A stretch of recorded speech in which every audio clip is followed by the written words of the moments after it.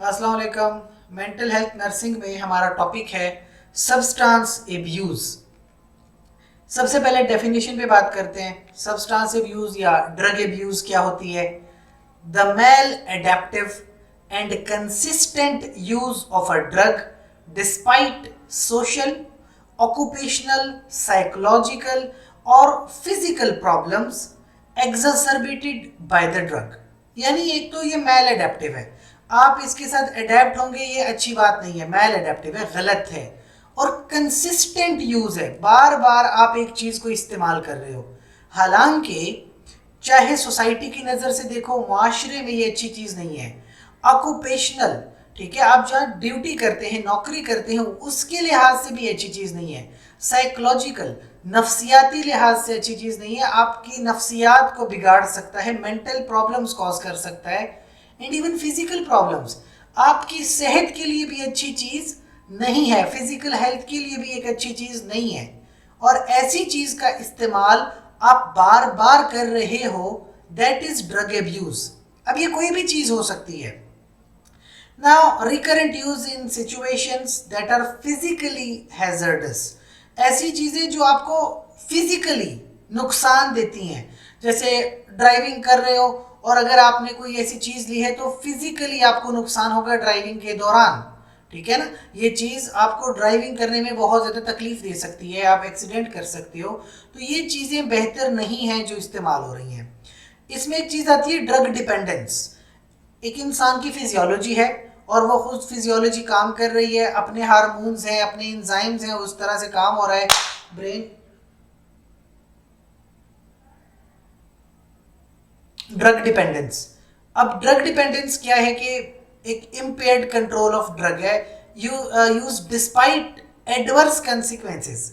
क्या मैं कह रहा हूँ कि अब इंसान की फिजियोलॉजी है, वो खुद से काम करती है, उसके हार्मोन्स हैं, उसके एंजाइम्स हैं जो खुद से काम कर रहे हैं। नाउ ये जो ड्रग बार बार ले रहे हो, जाहिर सी बात है ये ड्रग बॉडी में जाएगी, कोई ना कोई हार्मोन है, कोई एंजाइम है, उसको मैनिपुलेट करेगी और उसके बाद आपके नॉर्मल हार्मोनल साइकिल्स भी उसी तरह चलने लगेंगे, इस ड्रग के ऊपर डिपेंड करेंगे और टॉलरेंस भी डेवलप होती है। आज जो डोज आपके लिए इफेक्टिव है, कल को ये डोज इफेक्टिव नहीं होगी, फिर आपको ज्यादा बढ़ानी पड़ेगी डोज। दैट मीन्स कि ड्रग डिपेंडेंस भी कॉज हो जाती है, जो कि अच्छी बात नहीं है, टॉलरेंस आ जाती है। फिजिकल डिपेंडेंस, ठीक है, इंसान फिजिकली इनके ऊपर डिपेंड कर जाता है और फिर वो ज़्यादा से ज़्यादा इस्तेमाल करने लग जाता है। And unable to control use, एक बार इंसान डिपेंड कर जाए ना, फिर वो कंट्रोल नहीं कर पाएगा, वो बार बार लेता रहेगा। And pre occupied by obtaining substances, वो हर टाइम जो है उसके पास ये चीज़ें रहेंगी और हमेशा वो प्री ऑक्यूपाइड रहेगा, उसके जहन में हमेशा यही चीज़ रहेगी कि वो जो चीज़ थी, चाहे वो कोई ड्रग लेता है, वो कोई चर्स वगैरह लेता है, 24 घंटे उसके जहन में यही रहेगा। वो every time he will be pre occupied कि चर्स किस तरह हासिल की जाए, स्पेसिफिक ड्रग है वो किस तरह से हासिल की जाए, ठीक है। तो हमेशा से इंसान इसी चीज़ में है जो है बिजी रहेगा। Then use during hazardous activity, ठीक है, और ज़्यादातर इंसान उस टाइम पे भी इस चीज़ का इस्तेमाल करेगा जब वो कोई बहुत जो है सेंसिटिव काम कर रहा है। इट इज़ वन एग्जाम्पल ये है ड्राइविंग करना। हर बंदा ड्राइविंग हमेशा नहीं करता, लेकिन कभी कभी बंदा रोड भी तो क्रॉस कर रहा है, मार्केट जाता आता है, और अगर उसने कोई ऐसी चीज़ यूज़ की है, वो अपने होश में नहीं होगा, उसका भी एक्सीडेंट हो सकता है। And use is rather than participates in usual activity, बजाय इसके कि इंसान अपने रोज़मर्रा के काम में मसरूफ़ रहे, अपनी फैमिली को अटेंड करे, फैमिली फंक्शंस को अटेंड करे, उसको बजाय उसकी बजाय वो क्या कर रहा है, वो इन जो है अपनी ड्रग अब्यूज़ में मुब्तला है, उसी में कंफ्यूज्ड है, उसी में बिजी है। तो ये सारी चीज़ें इंसान से रह जाती हैं। फिजिकल डिपेंडेंस में एक और चीज़ आ जाती है, वो इन चीज़ों का इस्तेमाल कर रहा है डिस्पाइट उसको ये बात पता है कि इसकी वजह से प्रॉब्लम होती है। हर चर्सी को पता है कि चर्स अच्छी चीज़ नहीं है, हर सिगरेट पीने वाले को पता है कि सिगरेट अच्छी चीज़ नहीं है, लेकिन अब वो डिपेंड कर रहे हैं उस पर, अब वो ये लेते ही रहेंगे और उनकी टॉलरेंस भी बहुत ज़्यादा डेवलप हो जाती है। टॉलरेंस डेवलप होना कोई अच्छी बात नहीं है कि आपके एक स्पेसिफिक डोज के बाद आपको डोज बढ़ानी पड़ेगी, ये बिल्कुल भी अच्छी बात नहीं है। और इसकी विदड्रॉल सिम्टम भी हैं, कभी फिर आपको वो चीज़ ना मिले या आपने खुद फैसला किया कि मैं इसको छोड़ देता हूँ, फिर बहुत विथड्रॉल सिम्टम होंगे, बड़े सख्त किस्म के सिम्टम्स होंगे। And substance taken to relieve और अवॉइड विथड्रॉल सिम्टम, फिर इवन आपको ये एक चीज़ छोड़ने के लिए और चीज़ें इस्तेमाल करनी पड़ेंगी। ये बहुत ज़्यादा प्रॉब्लम है। क्लासिकल सब्सटेंसेस जो हैं जिनके अब्यूज़ किया जाता है, सबसे पहले अल्कोहल है, शराब नोशी की जाती है। पहले हमें लगता था कि शराब नोशी, ये जो अल्कोहल का किताबों में जिक्र है, ये तो सिर्फ अंग्रेज़ों के लिए है। आज पता चलता है कि हमारे मुल्क में जितनी शराब नोशी हो रही है हमारी सोच से बढ़ के है।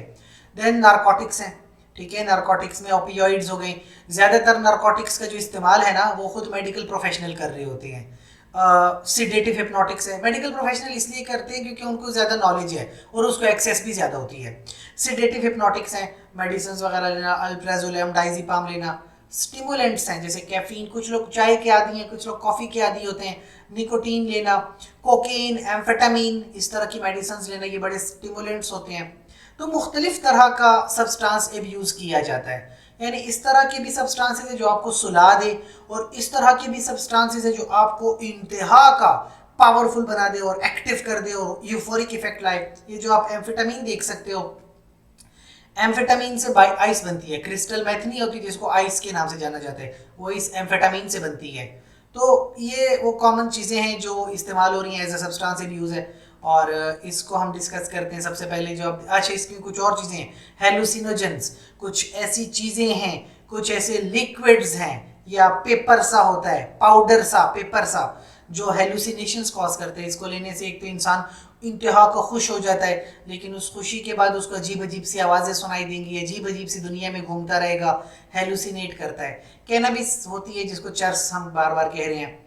इनहेलेंट्स होते हैं, कुछ रेव ड्रग्स हैं, पार्टीज़ के अंदर इस्तेमाल होती हैं, खुशी महसूस करता है इंसान।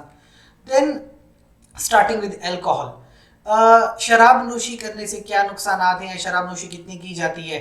सबसे पहले स्टैटिस्टिक्स हैं कि 14 मिलियन अमेरिकन जो हैं वो अल्कोहलिक्स हैं, यानी 1,40,00,000 लोग अल्कोहलिक हैं।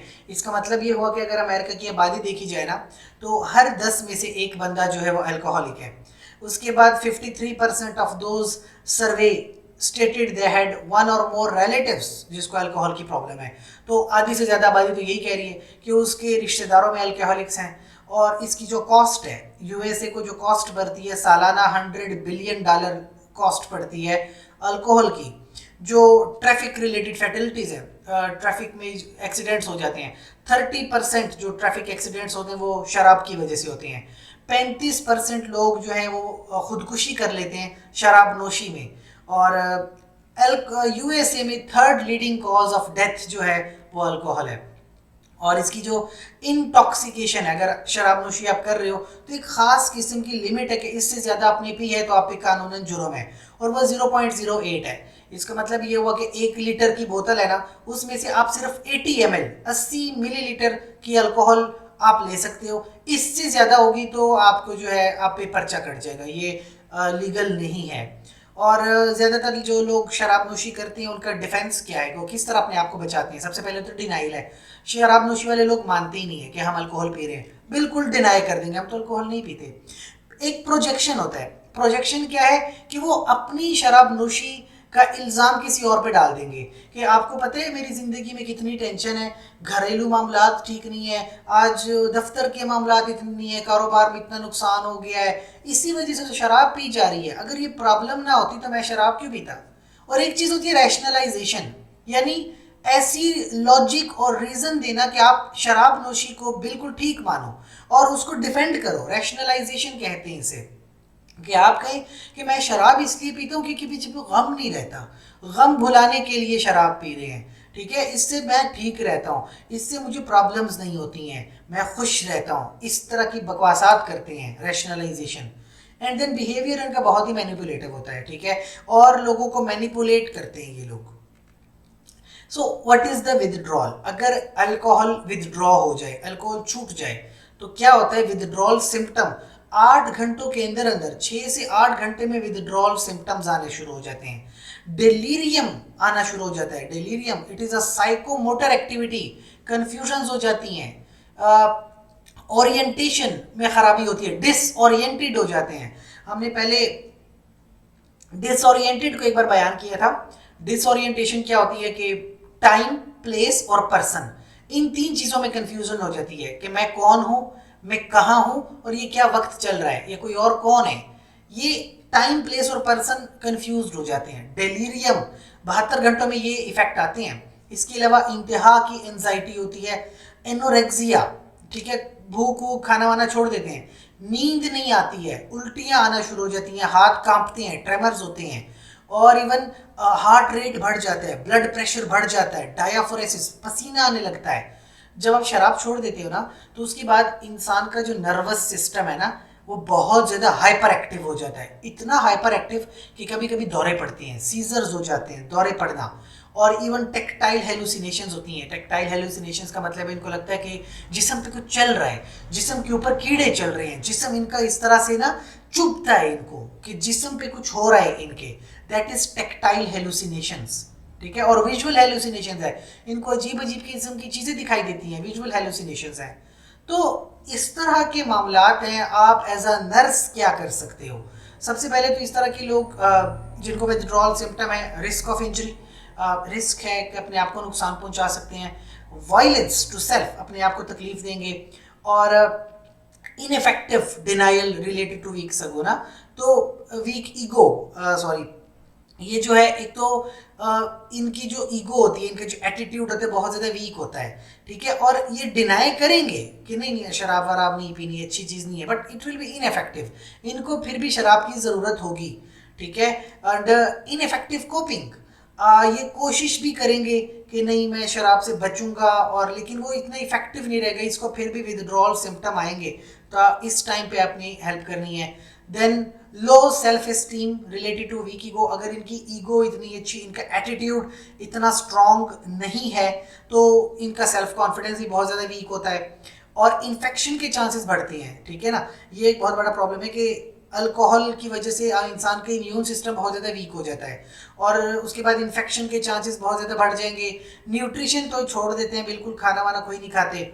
एंड इससे क्या होगा कि फ्लूइड वॉल्यूम जो है, बॉडी का फ्लूइड वॉल्यूम बहुत ज़्यादा कम हो जाता है, ना वो पानी पी रहे हैं ना वो कुछ खा रहे हैं, तो बीमारियों के चांसेस बढ़ जाएंगे, इन्फेक्शन के चांसेस बढ़ जाते हैं। तो इनका ट्रीटमेंट क्या है कि इनका ब्रेन जो है वो बहुत हाइपर एक्टिविटी में है, और आपने इनके ब्रेन को थोड़ा सा स्लो डाउन कर लेना है, कोई सिडेटिव देके, जैसे कि अल्प्राजोलाम, मिडाजोलाम या डाइजीपाम वगैरह, फिनोबार्बिटल वगैरह देके ना थोड़ा सा इनका जो आपने ब्रेन के ना हाइपर एक्टिविटी हो रही है थोड़ा कम कर देंगे। थायामीन देते हैं, वाइटामिन हैं, अमीनो एसिड्स, मैग्नीशियम सल्फेट है, या मल्टीवाइटामिन दी, क्योंकि बार बार इनको उल्टियाँ आएंगी तो एंटीएमेटिक्स दे दी। एंटाब्यूज होती है, डाइसल्फिराम कहते हैं इसे। डाइसल्फिराम देने से थोड़ा सा इनका इफेक्ट कम हो जाता है और वापस रिहेबिलिटेट होने लग जाते हैं। डाइसल्फिराम एंटाब्यूज के नाम से आती है। तो ये मुख्तलिफ तरीके हैं अल्कोहल विदड्रॉल की ट्रीटमेंट करने के। अगर किसी को अल्कोहल विदड्रॉल किसी ने किया है तो उसको कैसे आप हेल्प आउट कर सकते हैं। Nursing care, fluid and electrolyte replacement करें, आप इनको आईवी लगाएं ताकि इनका फ्लूइड वापस आए। वाइटल साइंस चेक करें, सेफ्टी चेक करें, और एंजाइटी को कम करने की कोशिश करें, ये रियलिटी से ज़्यादा रिलेट कर सकें। सीजर्स वगैरह हो सकते हैं क्योंकि नर्वस सिस्टम हाइपर एक्टिव है, तो थोड़ा सा इसको कम करें। सपोर्ट करें, और डिजीज़ इनको समझाएं, इनको बताएं कि अल्कोहल की वजह से क्या क्या प्रॉब्लम्स हुई हैं। कंसिस्टेंसी होनी चाहिए, और अल्कोहलिक को एजुकेट करें, ठीक है। डिटॉक्स करने के बाद, इनको मेडिसिन देने के बाद इनको थोड़ा अल्कोहल के बारे में एजुकेट करवाएं ताकि ये खुद से भी उसके साथ कोप कर सकें, ठीक है। सो यहाँ तक अल्कोहल के हमने बारे में बात की है। नेक्स्ट अब बात करते हैं अबाउट सेडेटिव है, हिप्नोटिक है या इंजोलिटिक है, ठीक है। कुछ लोग होते हैं जो मुख्तलिफ तरह की मेडिसिन हैं उसकी इंटॉक्सिकेशन करते हैं, सीडेटिव्स वगैरह बहुत ज़्यादा ले रहे हैं, हिप्नोटिक्स ले रहे हैं, नींद की गोलियां जो हैं हद से ज़्यादा ले रहे होते हैं। अब ये एक तरह की जो है एब्यूज़ है कि अगर आप डिपेंड कर रहे हो, आपको नींद नहीं आती तो आप सीडेटिव ड्रग्स लेते रहे हो। सबसे पहली चीज़ तो लेबिलिटी है। लेबिलिटी का मतलब क्या होता है कि इमोशन लेस हो जाते हैं, इमोशंस बिल्कुल ख़त्म हो जाती हैं, ठीक है, और decreased control on impulses. Impulse क्या होती है? इम्पल्स होती है ना कि आप रेजिस्ट करो, अर्जिस को रेजिस्ट करो, कि आपको मुख्तलिफ तरह की अर्जिस आती हैं लेकिन आप रेजिस्ट करते हो, आप सख्त रहते हो। लेकिन अगर आप ये मेडिसिन का यूज़ करते हो ना तो फिर आप रेजिस्ट नहीं कर पाओगे, आप ऐसी ऐसी हरकतें करोगे जो आपको नहीं करनी चाहिए। खुद भी बड़ा इरिटेट होता है, ज़बान बिल्कुल स्लर्ड होती है, सही से अल्फाज नहीं आते, और चलना फिरना बड़ा मुश्किल होता है। गेट गेट मतलब इंसान का जो एक तरीके से चलना फिरना है वो बहुत ज़्यादा डिस्टर्ब हो जाता है, और जजमेंट नहीं कर सकते, अटेंटिव नहीं रह सकते। इवन ये मेडिसिन बहुत ज़्यादा इस्तेमाल करने से कोमा भी हो सकता है और डेथ भी हो सकती है। देन जो है आपके पास विदड्रॉल, अगर आप छोड़ देते हो, ये मेडिसिन छोड़ने की कोशिश करते हो, तो क्योंकि आपने सेडेटिव ली है, ब्रेन को एक अरसे तक बंद रखा है, अब मेडिसिन छोड़ी है ना, तो अब जो ब्रेन एक्टिव होगा वो बहुत पावरफुली एक्टिव होगा, इतना पावरफुली, वो इतना शूट करेगा कि सीजर्स हो सकते हैं। इस वजह से तरीका ये होता है कि अगर आपने कोई ऐसी मेडिसिन छोड़नी भी है ना, आराम आराम से छोड़ते हैं, ग्रेजुअली इस मेडिसिन को छोड़ा जाता है। इसी तरह एक और मेडिसिन होती है एम्फेटामीन, एग्जाम ड्रग भी इसको कहते हैं, एग्जाम ड्रग एम्फेटामीन। ये एमसीक्यू के लिए याद रखिएगा, एम्फेटामीन ली जाती थी एक वक्त में, लोग एग्जाम के दौरान लेते थे क्योंकि उनको नींद नहीं आती। एम्फेटामीन से इंसान का ब्रेन एक्टिव हो जाता है, एनर्जी थोड़ी ज़्यादा आ जाती है और एक्टिव रहता है ना, उसको नींद वगैरह नहीं आती। एम्फेटामीन से ये क्रिस्टल मेथ बनती है, आइस वगैरह ना, और फिर हेलुसिनेशंस भी होती हैं। अब क्या है, एम्फेटामिन की अगर इनटॉक्सिसिटी हो गई, यानी एम्फेटामिन बहुत ज़्यादा ले लिए तो ब्लड प्रेशर बढ़ेगा और प्यूपिल्स डायलेट होंगे, नॉजिया वॉमिटिंग हो जाती है, ट्विचिंग, इतना ब्रेन हाइपर एक्टिव होता है कि मसल्स के अंदर कॉन्ट्रैक्शंस आने लगती हैं, एंड असॉल्टिव, बंदा बहुत हाइपर एक्टिव होता है, कभी कभी थप्पड़ भी मार देता है, ग्रैंडियोज, एक बहुत ज़्यादा हाइपर हो जाता है, यूफोरिक हो जाता है, इतनी बड़े लेवल पे इतनी वो खुश होता है, अटेंटिव होता है और एनर्जेटिक होता है, ग्रैंडियोज, यानी कि वो सबसे बड़ा समझता है, सबसे पावरफुल समझता है खुद को। साइकोसिस होने लगती हैं, he will have delusions and hallucinations, even इसकी वजह से इसको कन्वर्जन्स हो सकती हैं, कोमा हो सकता है, डेथ हो सकती है ड्यू टू एम्फेटामिन। और अगर इसको छोड़ा जाए, विदड्रॉ किया जाए, तो अचानक से आपने मेडिसिन छोड़ी, डिप्रेशन होगा, एजिटेशन होगी, बंदा बहुत ज़्यादा इरिटेट होगा, नींद वगैरह नहीं आती, डिसओरिएंट हो जाता है, इसको नहीं पता चलता है कि वो कहाँ है, क्या टाइम है, क्यों, कौन है वो, कुछ पता नहीं चलता। ठीक है, तो इस तरह की ना मुख्तलिफ तरह की जो है प्रॉब्लम्स होती हैं, एपैथी होती है, कोई इमोशंस किस्म की कुछ भी नहीं होता, बिल्कुल इमोशनलेस हो जाता है। What is the nursing care, आप इसकी क्या मदद कर सकते हैं? तो सबसे पहले तो ये है कि अगर किसी ने एम्फेटामिन का ओवरडोज हुआ है तो टेम्परेचर उसका ज़्यादा होता है, आप उसके टेम्परेचर को कम करें, उसको कन्वल्जन्स हो रही हैं, उसकी बॉडी बार बार जो है कॉन्ट्रैक्ट हो रही है, कार्डियोवास्कुलर उसका ठीक नहीं है, रेस्पिरेटरी डिस्ट्रेस है, सांस नहीं आ रही, तो जाहिर सी बात है इन्हीं सिम्टम्स को आप ठीक करें और एंटी डिप्रेसिव थेरेपी दें, कोई ऐसी थेरेपी दें कि वो डिप्रेशन में भी ना जाए और वो थोड़ा मूड स्टेबलाइज हो जाए उसका। Then we have a thing called cocaine, cocaine का पूरी दुनिया में नशा किया जाता है। कोकेन क्या करती है? कोकेन भी कुछ इस तरह से है, वो आपकी ब्रेन को हाइपर एक्टिव कर देता है। कोकेन आपकी ब्रेन को ज़्यादा स्टिमुलेट करता है और इनर्जेटिक बना देता है, ब्लड प्रेशर बढ़ता है, प्यूपिल्स बड़े बड़े हो जाते हैं, नींद नहीं आती है, भूख नहीं लगती है, और इसकी अगर ओवरडोज हो जाए ना तो इवन इतना हाइपर एक्टिव हो जाता है कि इंसान को दौरे पड़ने लगते हैं, हार्ट बंद हो सकता है, कन्वल्जन्स हो सकती हैं, बॉडी में टिचिंग होगी, बॉडी में कॉन्ट्रैक्शंस होगी, इवन डेथ भी हो सकती है कोकेन से। और अगर कोकेन छोड़ दी जाए, अचानक से बंद की जाए, तो बड़ी थकावट सी महसूस होगी, डिप्रेशन हो सकता है, एपैथी हो जाती है, एनजाइटी, एपैथी मतलब कोई किसी किस्म की खुशी महसूस नहीं होगी। और ये भी इसी तरह करेंगे जिस तरह आपने एम्फेटामिन की बात की, कोकेन में भी आपने क्या करना है कि अगर टेम्परेचर बढ़ गया उसको कंट्रोल कर लें, कन्वल्जन्स हो रही हैं उसको कंट्रोल करें, रेस्पिरेटरी सिस्टम को कंट्रोल में रखें, कार्डियोवास्कुलर को थोड़ा कंट्रोल कर लें, इस तरह कोकेन की ट्रीटमेंट होती है।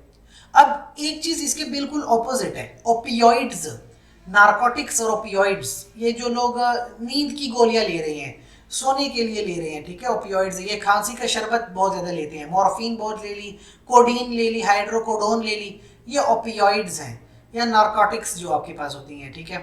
अब अगर इनमें ना आपने इन चीज़ों की ओवरडोज की है, इंटॉक्सिकेशन हो गई है, इससे क्या होता है, ब्लड प्रेशर बहुत ज़्यादा कम हो जाता है, रेस्पिरेटरी रेट कम हो जाता है, आंखें बिल्कुल बंद हो जाती हैं, बहुत शदीद किस्म की नींद आती है, स्लर्ड स्पीच है, ज़बान सही से बात नहीं कर पाओगे, साइकोमोटर रिटार्डेशन है, कुछ बात समझ नहीं आ रही, और एक यूफोरिया में हो, एक अजीब किस्म की खुशी में हो, और कोई मेमोरी नहीं रहती, कोई जजमेंट वगैरह कुछ भी नहीं रहता, कोई बात समझ ही नहीं आती। ओवरडोज से जैसे हमने कहा कि आइज बिल्कुल छोटी हो जाएंगी, इंतहा की नींद आएगी, सांसें बिल्कुल बंद होने लगेंगी, दिल बिल्कुल धड़क रहा ही नहीं होगा, कोमा में बंदा जा सकता है, शॉक हो सकता है, shock means cardiovascular collapse, convulsions और डेथ हो सकती है बिकॉज ऑफ ओपियोइड्स। विदड्रॉ करोगे, एक तो बार बार जमाइयाँ आती हैं और भूख नहीं लगती, नींद नहीं आती, रनी नोज होती है, क्रैम्प्स, मसल में क्रैम्प्स आएंगे, मसल कॉन्ट्रैक्ट करेगा, सर्दी लगेगी, chills, nausea, and even skin के बाल खड़े हो जाते हैं, पाइलो एरेक्शन हो जाती है। So what can you do, आप क्या कर सकते हो? आप कोकेन की वजह से हमारे पास ये जो मुख्तलिफ तरह की ओपियोइड्स के जो एंटीडोट है, नेलेक्सोन इसका एंटीडोट होता है, नार्कन के नाम से आती है, नेलेक्सोन दी जाती है, और इसके अलावा सपोर्टिव ट्रीटमेंट दी जाएगी, ठीक है, मेथाडोन दी जा सकती है एज अ सपोर्टिव ट्रीटमेंट ना, ताकि ओपियोइड्स के इफेक्ट को रिवर्स किया जा सके। और देन वी हैव हेलुसिनोजेंस क्या होती हैं? ये यूफोरिक ड्रग्स हैं। ये ना हेलुसिनोजेंस ये टैबलेट्स की फॉर्म में कम ही आती हैं, टैबलेट्स में ज़्यादा नहीं आती। ये या तो लिक्विड्स हैं या छोटी छोटी गैस होती है, या ना ये पेपर के ऊपर आती है, जैसे ये आप LSD है, लाइसर्जिक जो है LSD, ये आपके पेपर के ऊपर होती है, या ये जो PCP है या लिक्विड है, ये ना आप इनहेल कर सकते हो, ठीक है, या इसको सिगरेट के ऊपर डाल के आपने इसको सिगरेट को पिया और वो सिगरेट के ऊपर थी, तो इस तरह आपने इनहेल कर ली, ठीक है। तो ये लिक्विड्स में है या पेपर की फॉर्म में आती है, लिक्विड है, ये जो हेलुसिनोजेंस है, और जब आप ये लोगे ये यूफोरिया कॉज करते हैं, एक अजीब किस्म की खुशी आ जाती है, ठीक है, बहुत ज़्यादा खुश महसूस करते हैं, यूफोरिक है। And they can cause tachycardia, dilated pupils हैं, और रेजिस्टेंस बढ़ जाती है ब्लड वेसल्स की, ब्लड प्रेशर बढ़ेगा, even they can cause anxiety, illusions और हेलुसिनेशंस आती हैं, डीपर्सनलाइजेशन, अपने आप इंसान को भूला होता है, एंड दे कैन कॉल्ड ग्रेंडियोसिटी, इंसान कुछ बड़ा ही लेवल पे अपने आप को समझ रहा है, even they can cause paranoia, इस तरह लगता है इंसान को कि बस ये पूरे लोग हैं और मुझे ही देख रहे हैं और मेरे खिलाफ हैं और मुझे मारने लगे हैं। इस टाइम पे इंसान बहुत ज़्यादा असॉल्टिवनेस फील करता है, ठीक है, वो मार कुटाई कर सकता है, उसको झटके लग रहे होते हैं, या इवन सीजर्स भी आ सकते हैं। और LSD एक पेपर सा होता है, पेपर की मदद से वो नशा कर रहे होते हैं, और इससे इंसान को फ्लैशबैक्स आते हैं, अपनी पूरी पुरानी चीज़ें याद आ रही होती हैं, जो अच्छी चीज़ नहीं है। इसमें अगर आप देखा जाए ना, so what is the nursing care, आप कैसे इनकी हेल्प कर सकती है, क्योंकि ये यूफोरिक हैं, ये आपके ब्रेन को हेलुसिनेशंस की तरफ लाते हैं, आपके ब्रेन में एक्स्ट्रा एक्टिविटी प्रोड्यूस करवा रहे हैं, तो आपने किसी तरीके से वो एक्स्ट्रा एक्टिविटी कम करनी है। यू कैन यूज बेंजोडाइजेपिन्स, जैसे डाइजिपाम, लोराजिपाम है, ये उस एक्टिविटी को कम करते हैं। एंटीसाइकोटिक्स हैं, हेलोपेरिडोल, डोपामीन के लेवल को कंट्रोल कर लेना, और इस तरह के रूम्स में इनको रखा जाए जहाँ पे ना इनको स्टिमुलेशंस ना आती हों, जहाँ पे थोड़ा आराम और सुकून से रहें। टॉक डाउन का मतलब है इनसे बात करके ना इनको थोड़ा सा समझाएं कि वो इस तरह की कोई एक्टिविटी में ना इन्वॉल्व हों, और वो मैंने बात करके ना इनको थोड़ा सा कंट्रोल में रखें। और अगर कोई ब्लड प्रेशर है इनको, या हाइपरथर्मिया है, रेस्पिरेटरी डिस्ट्रेस है, तो मेडिकली इनको ठीक करने की कोशिश करें, ठीक है, एक ये तरीका होता है। एक कैनाबिस है, चर्स जिसको कहते हैं, कैनाबिस जिसे चर्स आती है, उससे क्या होता है कि वैसे ये CNS डिप्रेसेंट भी है और हेलुसिनोजन भी है, और सेंसरी परसेप्शन इसकी चेंज हो जाती है। चर्स पीने से इंसान को एक अलग किस्म की खुशी मिलती है, यूफोरिया कॉज होता है, लेकिन कोऑर्डिनेशन नहीं रहती, इंसान कोऑर्डिनेट नहीं कर पाएगा, चीज़ों को कनेक्ट नहीं कर पाएगा, सोसाइटी से तो वैसे भी विड्रॉ है, चर्सी लोगों में वैसे भी नहीं बैठता, आइज बिल्कुल रेड हो जाती हैं, भूख बहुत ज़्यादा लगती है। चर्सी दो तरह के होते हैं, एक वो जो जिनके पास पैसा है और वो चर्सी हैं, और एक वो जिसके पास पैसे नहीं है और वो चर्सी है। अगर तो चर्सी के पास पैसा है तो इतनी इंतहा की भूख में ना वो बहुत ज़्यादा खाना खाएगा और वो उसका वेट गेन होगा, वो सेहतमंदी की तरफ जाएगा, बहुत सेहतमंद हो जाएगा, बहुत वेट गेन करेगा, क्योंकि भूख ज़्यादा लगती है चर्सी को। और दूसरा चर्सी वो है जिसको भूख तो लग रही है पर उसके पैसे नहीं है, तो क्योंकि उसको भूख लग रही है, पैसे हैं नहीं, तो उसका वेट लूज हो जाएगा। तो चर्सी या तो बहुत ज़्यादा वेट लूज हो सकता है या वेट गेन हो सकता है। चर्सी में दोनों काम हो सकते हैं, वेट गेन भी हो सकता है, वेट लॉस भी हो सकता है। And then we have inhalants. कुछ लोग जो होते हैं वो पेंट का नशा कर रहे हैं, पेंट की जो एक खुशबू सी नहीं आती उसका नशा करते हैं। कुछ लोग ग्लू समद बॉन्ड का नशा करते हैं, कुछ अजीब से ही नशा है। कुछ लोगों को सिगरेट से बड़ा मजा आता है या लाइटर से बड़ा मजा आता है। एरोसोल स्प्रे वगैरह का नशा कर रहे होते हैं। कुछ लोग पेट्रोल का नशा करते हैं, ठीक है। और नाइट्रेट्स हैं या एनेस्थेटिक्स वगैरह, इन चीज़ों का नशा हो रहा है। ये ना स्निफ करते हैं, ये सूंघ के चीज़ों का नशा कर रहे होते हैं, ठीक है। और इससे क्या होता है कि लाइट हेडेडनेस होती है, बड़ी एजिटेशन सी होती है, बंदा बड़ा बहुत ज़्यादा ना इरिटेट सा होता है, यूफोरिया और एक तरह की खुशी भी हो रही होती है। लेकिन देखें इससे क्या होगा कि इंसान का नर्वस सिस्टम डैमेज हो जाता है, मसल्स डैमेज हो जाते हैं। और ना फिर इसको ट्रीटमेंट में विटामिन बी और फोलेट देते हैं क्योंकि वो ब्रेन के सेल्स को थोड़ा सा इम्प्रूव कर रहा होता है। And the last thing is parties में अक्सर लोग जाते हैं तो उसमें मुख्तलिफ तरह की ड्रग्स इस्तेमाल हो रही है। जैसे रेव पार्टीज हैं, रेव पार्टीज में एक्सटेसी वगैरह इस्तेमाल होती है जो इंसान को बहुत हाइपर एक्टिव कर देती है। क्रिस्टल मेथ जिसको कहते हैं, मेथ एम्फेटामीन, क्रिस्टल मेथ या आइस जो होती है, उसके छोटे छोटे क्रिस्टल होते हैं, उस तरह तोड़ तोड़ के उसका पाउडर बना के सूंघा जाता है क्रिस्टल मेथ का। और इससे ना एक अलग ही रिक्रिएशनल एक्टिविटी है, अलग ही किस्म की खुशी और एनर्जी और पता नहीं कितना मज़ा आ रहा होता है इन्हें। तो एक ये तरीका है, रेव पार्टीज में इस्तेमाल हो रही हैं। और इसमें एक चीज़ आती है रूफिनॉल, रूफीज कहते हैं इसको, डेट रेप ड्रग कहते हैं। ये असल में बेंजोडाइजिपीन है, ये एक बहुत पावरफुल बेंजोडाइजिपीन है। बेंजोडाइजिपीन से क्या होगा कि आपका ब्रेन सो जाएगा, बिल्कुल ब्रेन इनहिबिट हो जाता है, और इतना कि इंसान को उस दौरान कुछ भी याद नहीं रहता जो जब से उसने वो ड्रग ली है। तो इसको डेट रेप ड्रग कहते हैं। यानी कोई गर्लफ्रेंड बॉयफ्रेंड कहीं पे गए और वो बॉयफ्रेंड ने क्या किया कि इसको ना थोड़ा सा अल्कोहल में या किसी ड्रिंक में ना रूफिनॉल मिला के पिला दिया। तो वो लड़की जो है वो इतना ज़्यादा उसको नशा चढ़ेगा और इतना ज़्यादा वो सोचेगी कि उस दौरान उसके साथ जो कुछ भी हुआ उसको सुबह कुछ भी याद नहीं रहता। तो इसको डेट रेप ड्रग कहते हैं कि डेट पे गए और वो रूफिनॉल पिलाई और उसके बाद उस लड़की का रेप किया, और कल जब वो उठी तो उसको याद ही नहीं है कि रात को उसके साथ क्या हुआ है या जब उसने वो ड्रग पी तो उसके साथ क्या हुआ। बहरहाल ये कानूनन जुर्म भी है रूफीज वगैरह, लेकिन इसको डेट रेप ड्रग इसलिए कहते हैं और ये सेक्सुअल असॉल्ट के लिए इस्तेमाल होती है। ऑब्वियसली ये कानूनन जुर्म है, लेकिन ये मशहूर इसलिए आपको एमसीक्यू के लिए पता होना चाहिए कि सेक्सुअल असॉल्ट के लिए रूफीज इस्तेमाल होती हैं। It is called date rape drug. और जो रेव पार्टीज में इस्तेमाल होती हैं, रेव पार्टी, वो जो आइलैंड पे जाके पार्टी वार्टी करते हैं, वो मेथेम्फेटामीन है, क्रिस्टल मेथ जिसको कहा जाता है। So how can you help them? There are different medications जिसे इनकी हेल्प की जा सकती है। ट्रेक्सन, रिविया, एंटाब्यूज, जैसे मैंने कहा डाइसल्फिराम है, ज़ाइबन है, मेथाडोन है, कैटाप्रेस, सुबोटेक्स, निकोटीन पैच, इन तमाम चीज़ों से जो है इन लोगों की हेल्प हो सकती है और इनको ना ये ड्रग एब्यूज़ से बचाया जा सकता है। ये हमारे पास एक छोटा सा चैप्टर था ड्रग एब्यूज़ का।